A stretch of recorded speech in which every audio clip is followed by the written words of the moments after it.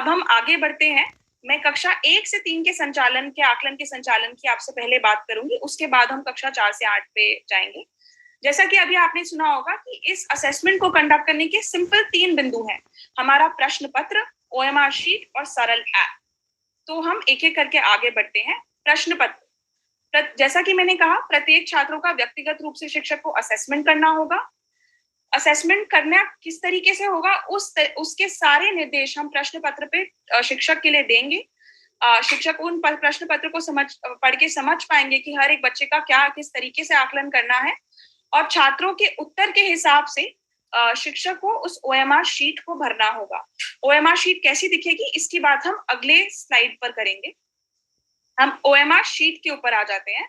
ये शीट है क्या, कैसी दिखती है, कैसे भरना है, इस सब चीजों के बारे में बात की जाएगी। तो जैसा कि आप देख पा रहे हैं, ये हमारी ओएमआर शीट है कक्षा 1 से 3 के लिए।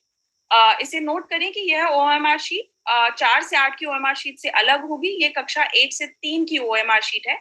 इसमें आप देख पा रहे हैं कि ऊपर सबसे पहले प्रश्न पत्र जो भेजे गए हैं, उसका क्या सेट है, ये प्रश्न पत्र पे लिखा होगा। जनपदवार प्रश्न सेट भेजे जाएंगे। प्रश्न पत्र पे इसका उल्लेख किया होगा, इसमें कोई कंफ्यूजन नहीं रहेगा। आपको इस सेट को वहां लिखना है। उसके बाद जिस कक्षा के बच्चों का आकलन कर रहे हैं, उनका सेक्शन और उनका क्लास यहाँ लिखना है। सेक्शन सभी कक्षाओं में ए सेक्शन ही रहेगा। कक्षा का नाम तो कक्षा 2A आप देख पा रहे हैं। उसके बाद हमारा एक कॉलम दिखता है यहाँ पे छात्र आईडी का।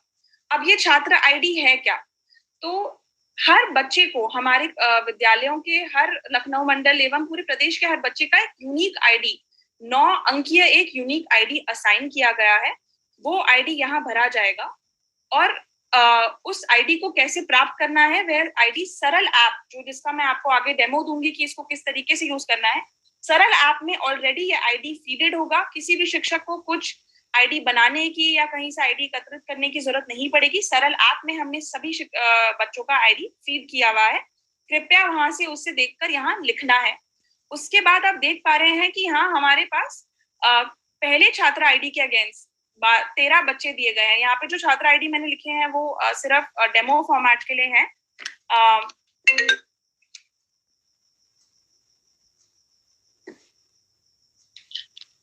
सॉरी जी, तो कक्षा आप देख पा रहे हैं कि प्रश्न दिए गए हैं। 13 प्रश्न कुल इस ओएमआर शीट पर भरने का ऑप्शन है शिक्षक के लिए। इसमें यह चीज नोट करनी है कि कक्षा 1 से 3 के बच्चों का, क्योंकि आकलन शिक्षक द्वारा ये किया जाएगा, तो यदि बच्चे किसी प्रश्न का सही उत्तर देते हैं तो हमें गोले को भरना है। यदि बच्चे किसी प्रश्न का उत्तर नहीं दे पाते हैं या गलत उत्तर देते हैं तो उस गोले को खाली छोड़ देना है, क्योंकि ये ओएमआर शीट शिक्षक द्वारा भरा जाना है। तो कुछ इस तरीके से इस शीट को भरा जाएगा। इसमें 5वां और आखिरी पॉइंट कि बाकी शीट में जो कॉलम मैंने आपको दिखाए, प्रश्न सेट, कक्षा, स्टूडेंट आईडी और गोले, इसके अलावा शीट पर और कुछ नहीं लिखा होना चाहिए। यहाँ कुछ भी लिखने से हम ढंग से इसे स्कैन नहीं कर पाएंगे, इस शीट को प्रॉपरली यूज नहीं कर पाएंगे। तो इसका बहुत बहुत ध्यान देना है कि शिक्षक जो है अच्छे से इसे फिल करें और इंश्योर करें कि कहीं पे भी कोई लाइनें या काटा पीटी ना हो।